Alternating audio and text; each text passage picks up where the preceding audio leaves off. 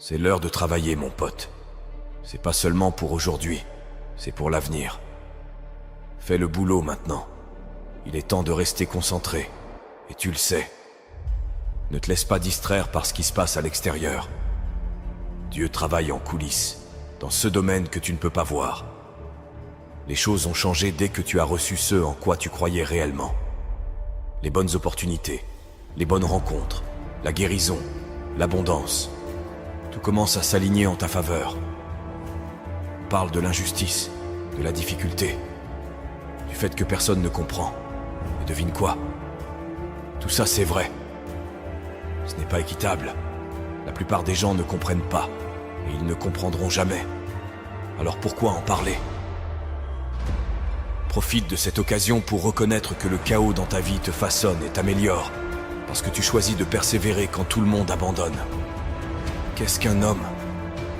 La personnalité d'une personne, ses façons d'agir, ses pensées, ses actes, tout ça dépend de son cœur. Car qu'est-ce qu'un homme? Un homme, c'est son cœur. Un cœur menteur et trompeur signifie un homme menteur et trompeur. Un cœur mort signifie un homme mort. Peu importe la célébrité, la richesse ou la renommée, s'il n'a pas un grand cœur, il ne peut pas être grand. Et si le cœur est grand, l'homme reste grand en toutes circonstances, qu'il soit riche ou pauvre, grand ou petit. C'est le cœur qui fait la grandeur.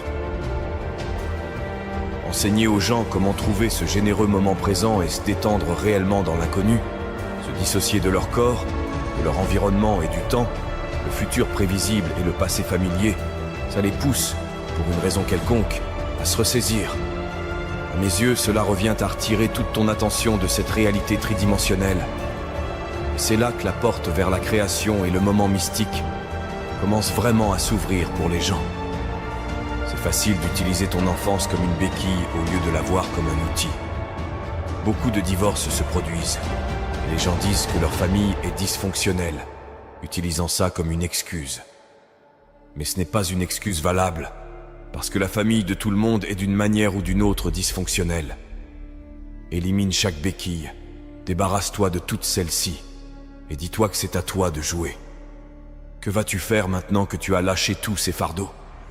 Blâmer les autres est juste un moyen facile de s'en sortir. Dieu dépose des rêves dans ton cœur que tu ne peux pas accomplir seul. Tu n'as peut-être pas l'expérience, l'argent ou les connexions, mais Dieu les a. Tu es à une étape près de voir tes rêves se réaliser. On n'a pas le contrôle. Beaucoup d'entre nous n'ont pas le contrôle.